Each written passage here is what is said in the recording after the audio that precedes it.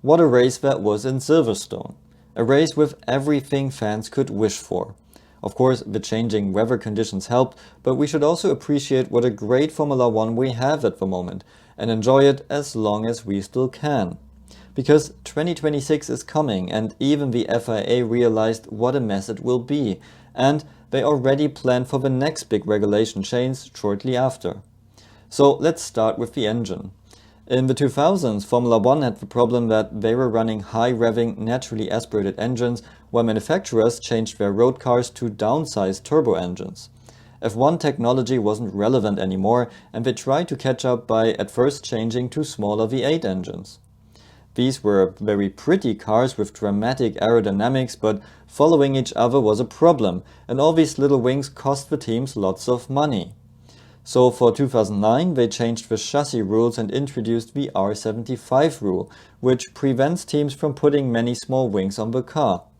They also simplified and reduced diffuser size, so cars have less downforce and should be slower. At the same time, they increased front wing size so it could still catch more clean air when following another car, and they put the rear wing a lot higher so it can get more clean air, but reduced its width so cars don't have too much downforce. These changes were mainly based on gut feeling and not on a proper analysis. The result were years of strange looking F1 cars which didn't have the fascinating aero shapes of the 2000s anymore, and they didn't just have the problem of following each other, it was worse. And drivers complained for years. In 2014, the big powertrain change to downsized turbocharged engines came, around 10 years after road cars. But it came with MGU-K and MGU-H, so it was a huge challenge for F1 engineers and great to watch for fans. Unfortunately, now the great sound of F1 cars was gone as well, and the looks got worse again with these strange low-nose regulations. The next big gut feeling change came in 2017, where F1 and especially Ecclestone said cars need to look like F1 cars again, with wider tires, long wheelbase and lower, wider wings. It was predicted at that time that we would never see wheel changes with less than 3 seconds anymore, because the wheels got a lot heavier. Today we know better. At the end of 2017, after it was almost ruled out, the halo was decided by FIA President Jean Todt himself. At this point, teams already built their monocoque for 2018 and had to retrofit the halo. And although it had many critics, it saved the lives of a number of drivers in the following years. In the meantime, Liberty Media took over. F1 got a lot more modern with better coverage, more access for fans and media, a working app, a TV series, and in the background, for the first time in F1 history, a team of engineers around the experienced F1 legend Ross Brawn was formed to analyze how to improve racing. So now F1 had their own group of engineers, all of them from F1 teams, who now worked on improving racing and improving how to write the regulations. The result was the 2021 regulation change, which was delayed to 2022 because of Corona.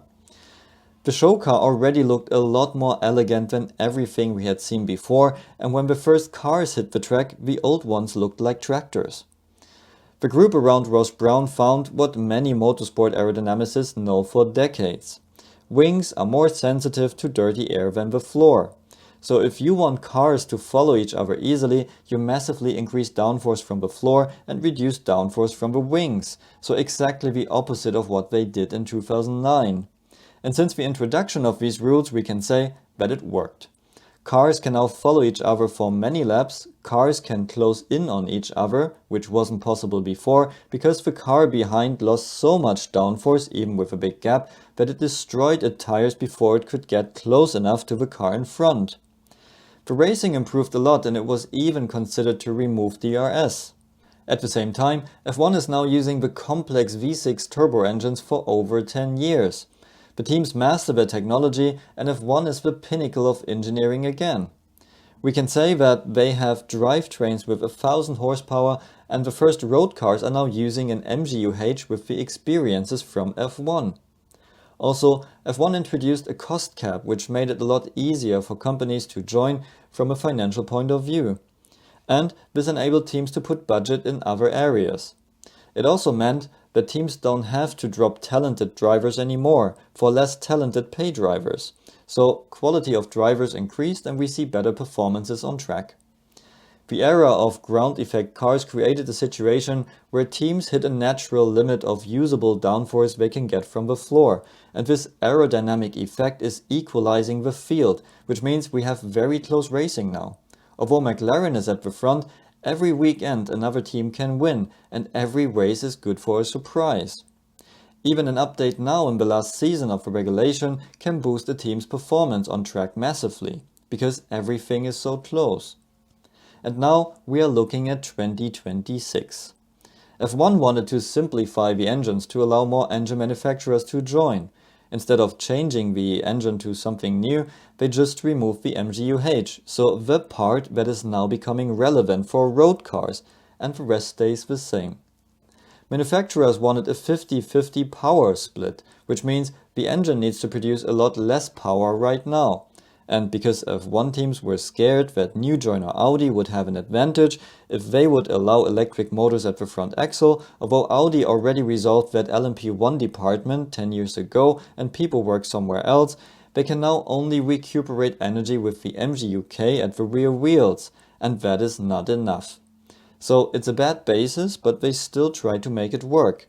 So the already weaker combustion engine now needs to burn fuel to charge the battery, which means that cars would be shockingly slow on the straights. And to avoid that, they allow DRS at front and rear wing at all time. Additionally, the elegant look of current cars will go. And this is the biggest change in F1 history because chassis and engine rules are being changed at the same time.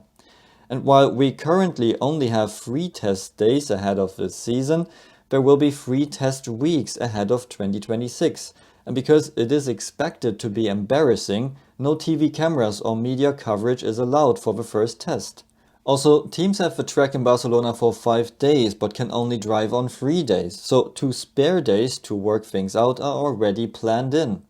So even the regulators don't think it's gonna be a glorious start.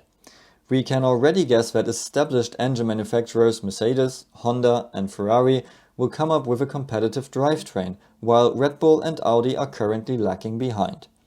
So in that case we should watch Mercedes, Aston Martin and Ferrari closely, because only these works teams have the advantage of optimizing the package to their needs. So the field will be a lot wider spread and not as close as right now. There will be probably one team being dominant for a good amount of time, like after every regulation change so far. And there is the risk that cars will be a lot slower in the race. But if someone can develop complex technology further quickly, it is F1.